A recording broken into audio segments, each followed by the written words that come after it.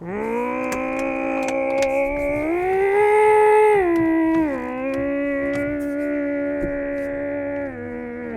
what are you doing? Hey, you scared me. I'm sorry, but I got customers in the office that want to look at this boat, and you're sitting out here like a buffoon making weird noises. Oh, goodness, sorry. Fix or something? Oh, sorry. Let me get inside. Sakes, man. Oh, man. Well, yeah, let him come out and look at it. Okay.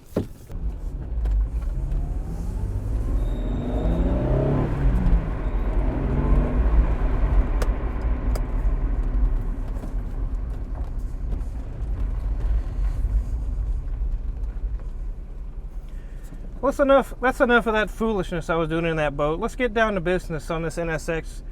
Let's get this thing in the shop and take a look at it.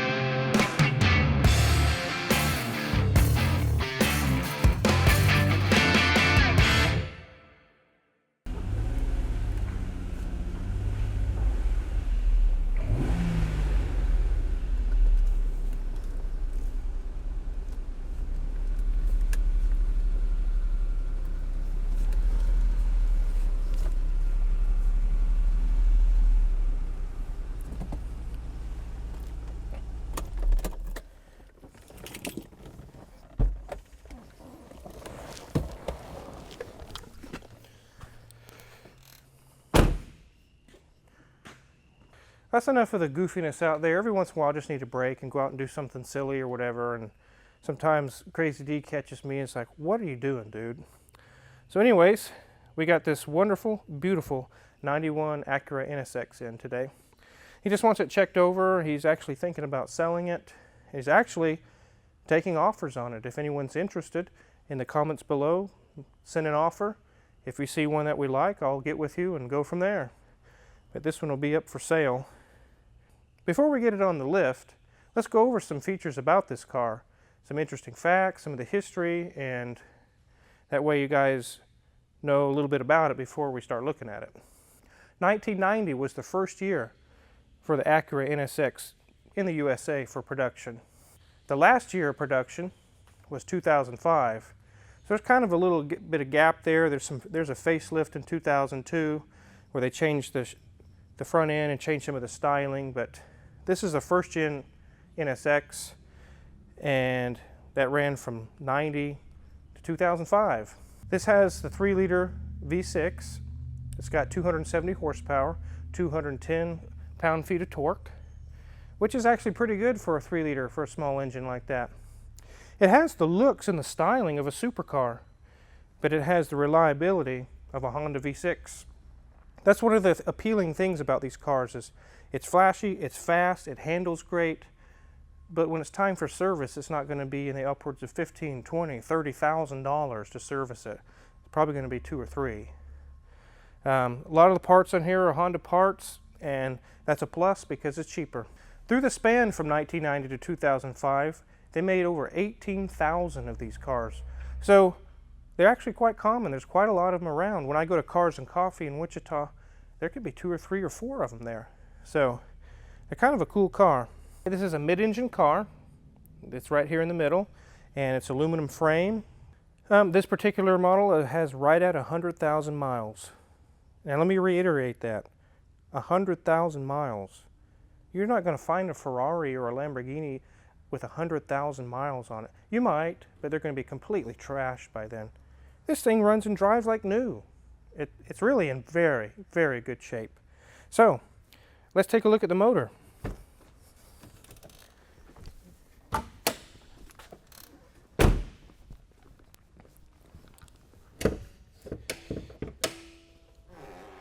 Oh, no motor there. There's a spare tire, there's the brakes, a radiator, air conditioning, things of that. No motor there. Well, okay, well, let's go to the back.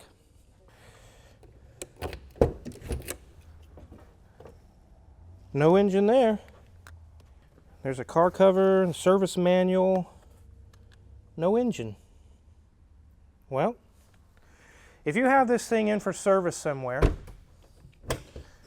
a fast lube or wherever else, and you see the mechanic doing that, he's up here, then he's back here, and he's kind of scratching his head, you need to get your NSX out of the shop as fast as you can and leave, because he obviously doesn't know what he's doing.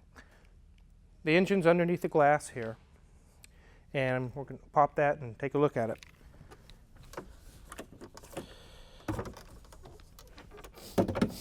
Okay. Obviously I know where the engine is. I've worked on several of these.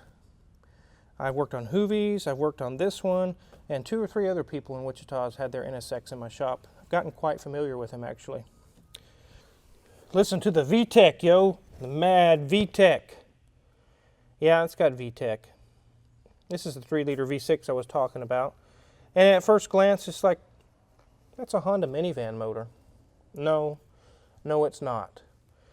I mean, it looks similar. It's probably some similar architecture, but if you take it apart and look on the insides, there's pure, absolute racing parts inside of it. There's titanium connecting rods, double overhead cams, variable valve timing, all kinds of very, very expensive racing parts in this engine. So, this isn't your grandma's minivan motor. It's a serious racing engine. The red line's 8,300. Take your minivan to 8,300 and see what happens. So, I'm just giving you a quick little peek under the hood, trunk, whatever you want to call this. We're going to go ahead and lift it up and give it an inspection. This lift I have purchased when I bought this building, specifically because it has a very thin arms on it, just for these types of cars. On the Lamborghini, the Murcielago in the background, I still have these 2x6s that I roll the tires up on. It gives me just a little bit enough clearance and it works perfectly. The other 2 lifts I have big chunky arms for heavy vehicles. There's no way you could lift one of these on it. Let's get it up in the air and take a look.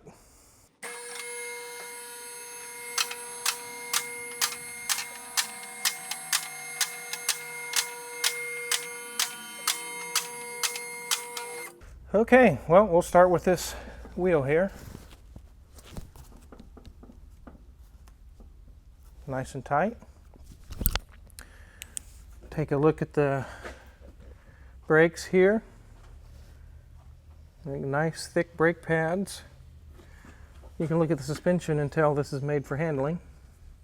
It's got aluminum control arms, and you can adjust all the geometry with these cam bolts here. Set them up how you like it. Okay, we'll pan under here. Right above us is the radiator, and as you can see, this hose goes back into this area right here and straight down the middle. You would see a very similar setup on a Ferrari, Lamborghini, whatever. They run the coolant pipes up the middle. So those are areas you want to check for leaks. You don't just look at the radiator and the engine. There's a whole bunch in between that you want to check. That radiator looks nice and dry. I don't see any leaks. We'll go to this wheel here. Nice and tight. The brakes are nice and thick there. Everything looks pretty good. Here's your ABS hydraulic unit. I'm going to check, this is the accumulator. Check around there for any brake fluid leaks. I don't see any. Here's your battery. That's where the battery is on these. You take the spare tire out through the front trunk and get to it. I'll take a peek in here. Antifreeze pipes. I can see quite a ways in there, and I don't see anything wet there. We'll go along and just kind of take a peek in the panel. You can see all the hoses in there. If there's any of those were leaking, you would see it dripping out of the panel here. Everything looks good there. And then through here I can see clear to the other side. It's dry as a bone in there. Here's our gas tank. Right there, similar to where it would be on a Ferrari 355 or right behind the driver. Let's take a look and go back to this back wheel.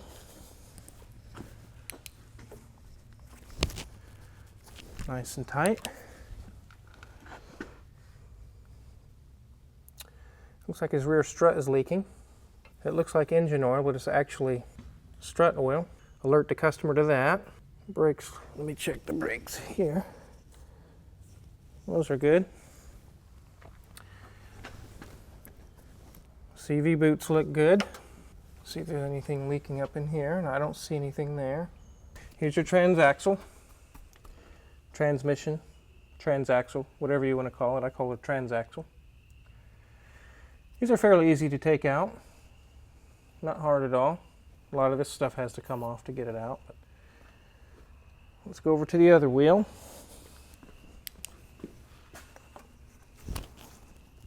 Nice and tight. Brake pads are good. This side here, I mean, it looks good, but if we replace these, it'll be as a set. We'll do both rears.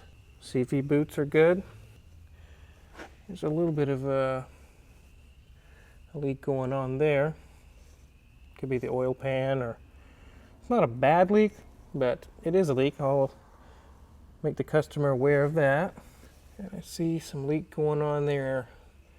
If I trace it up, it's coming from the valve cover gaskets. I can see the little trail all the way up to the valve covers. Is that a big repair car, Wizard? Valve covers? No, not really. I mean, it's time consuming, but it's not hard. There's some little oil sludge up in here, and that's all coming from the valve covers as well. So we have a leaking strut. It's valve cover gaskets leaking. That's about it, really. So the things I'm seeing here, I'm not surprised. It's got 100,000 miles on it. It's a 1991. It's got some age and some miles on it. And what needs to be repaired is very minimal. It doesn't need any severe, serious repairs done. I know he's had the timing belt done already, so that's already been done. And I personally have done AC work on it a little over a year ago, and it's still ice cold today. So with a few little things here or there, it's not really that big of a deal to get this thing in perfect order. So we'll take one more glance up in here. That's the compressor I put in, brand new. A Denso. Looking good. All right, well, let's lower this thing down. We got to take a look at an Acura NSX. For some of those who maybe have just seen one going by on the road, now you get to see what it looks like and where everything's, the arrangement of everything. So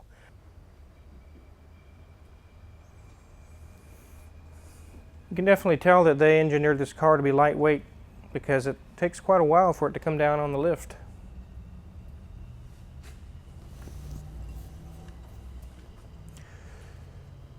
As it's coming down, you see the side scoops on the side.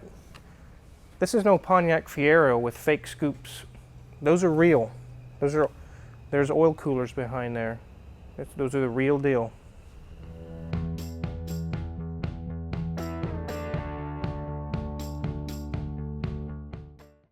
It's got nice leather seats. They're in very good shape for the miles and the age. There's some minor little cracking here, just from use, from somebody sitting there. But the dash is in excellent shape. The headliner is in excellent shape. Carpet's in excellent shape. This thing's really cool. It's set up like a fighter jet. I mean, everything's laid out really easy to get to. You can tell this thing's made for racing, just the way the stalks are set up, and the ergonomics are set up for quick, easy use. So the climate control unit in this, I believe we've had this one out and sent it off to be rebuilt. It's very common on these for the climate control to fail. The AC won't turn on, or did that to Tyler's Hoovies, I guess, if you want to call them. This one's been sent off, and another one I've done as well. So he's had no issues with his AC. He's mentioned it's been working perfect.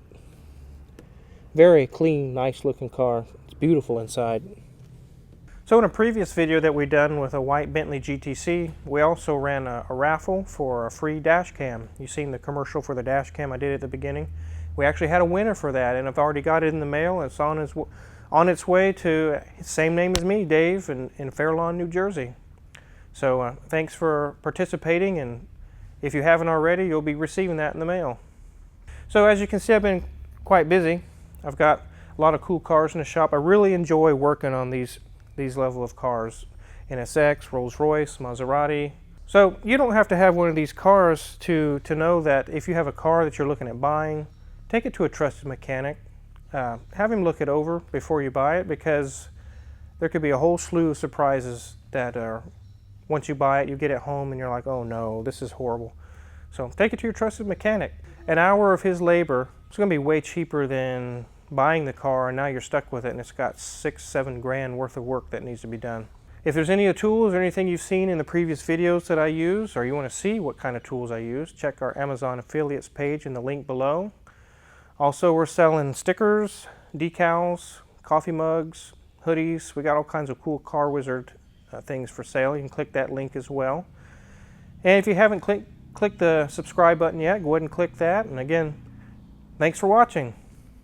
I better get back to work.